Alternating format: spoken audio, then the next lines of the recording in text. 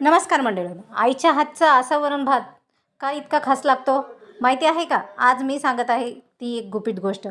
हा एक छोटा स्टेप तुम्ही चुकवत असाल तर तुमचं देखील ही वरण भात शेवटचं कधीच परफेक्ट बनत नाही. शेवटचा तडका पाहून तुम्ही नक्कीच आश्चर्यचकित व्हाल.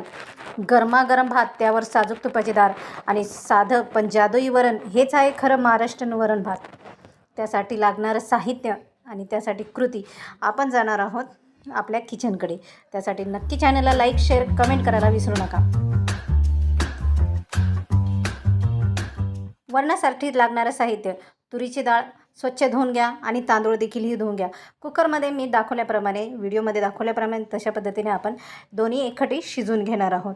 तुरीच्या डाळीमध्ये टमाटे, हळद, मीठ आणि हिरवी मिरचीचे काप घालून शिजवून घ्या. त्यानंतर इकडे आपण वाटण तयार करून बारीक चिरलेला कांदा, टमॅटो, त्यानंतर खोबरं, हे सर्व साहित्य यामध्ये डाळीमध्ये टाकून घ्यायचे जेणेकरून आपल्या वरणाला अधिक चव येते. त्यानंतर शेवटी आपण करणार आहोत तुपाची किंवा तेलाची फोडणी. फोडणी म्हणजे मोहरी, जिरे, हिरवी मिरचीचे काप, हिंग. यामध्ये सिक्रेट म्हणजे हिंग आणि मेथी, जेणेकरून आपल्या वरणाला अधिक चव येते. चिमटभर हिंग ॲड केल्याने जेणेकरून आपल्या वरणाची अधिक चव वाढते आणि त्यामध्ये मेथी ॲड करा जेणेकरून अप्रतिम वरणाला चव येते. या रेसिपीची खासियत म्हणजे हिंग आणि मेथी, जेणेकरून आपल्या वरणाला खूप अतिशय चव येते.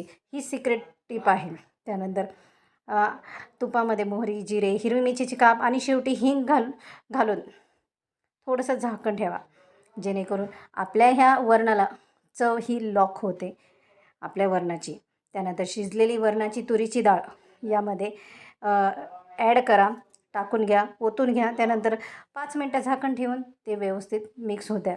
आपण जी हिंग आणि मेथी ॲड केलेली ना, त्या वरणाला अतिशय चव निर्माण करते.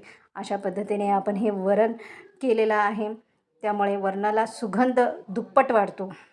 गरमागरम भातावर तूप, त्यावर वरण, सोबत लिंबू, लोणचं किंवा पापड, बस स्वर्गच.